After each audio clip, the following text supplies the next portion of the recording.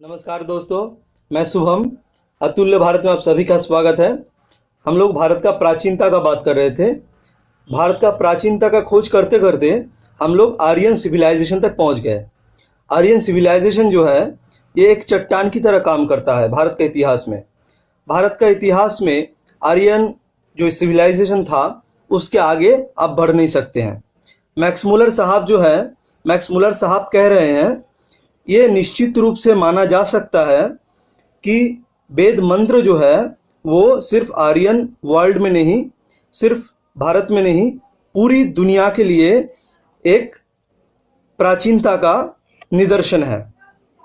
तो हम लोग ये बोल सकते हैं कि आर्यन जो सिविलाइजेशन था वो सबसे पुरानी सिविलाइजेशन था। कोई बोलते हैं आर्यंस जो थे वो भारत के बाहर से आए थे।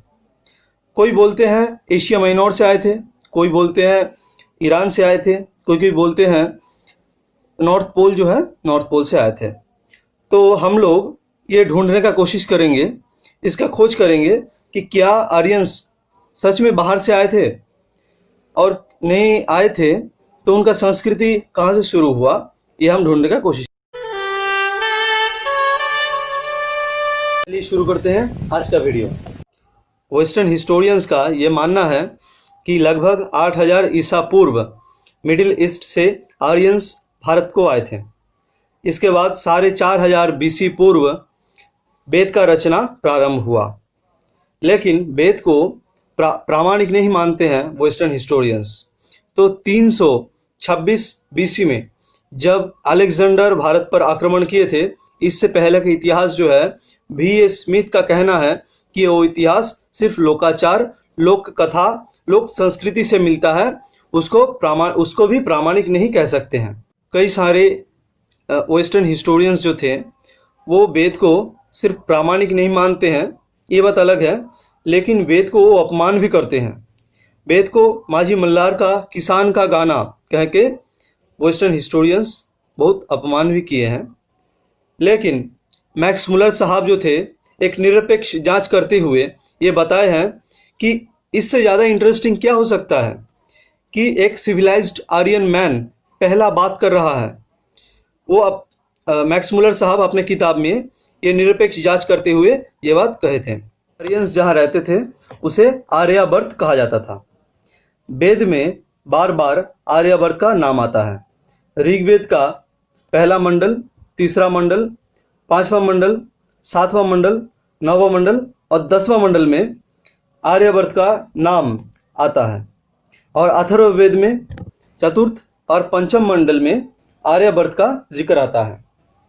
तो चलिए, आर्यावर्त जो है इसके बारे में कहा गया है हिमालय का दक्षिणी हिस्सा और विंध्य पर्वत का उत्तरी भाग को आर्यावर्त कहा जाता है।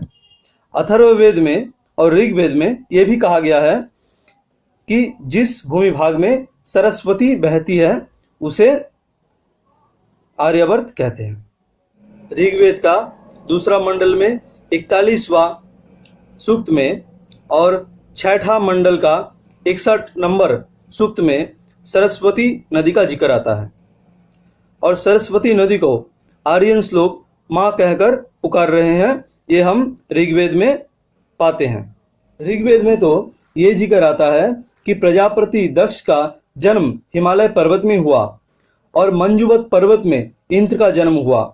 यानी आर्यंस का जो आदि थे दक्ष प्रजापति और इंद्र राजा, वो दोनों का जन्म भारत में ही हुआ था।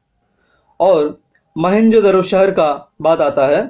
मोहनजोदड़ो जो है उसका खनन कार्य करते हुए सिर्फ एक लेयर में नहीं, 2-3 लेयर में उसका खनन हुआ था, लेकिन सिर्फ पहला जो लेयर है उसको मोहनजोदड़ो कहते हैं।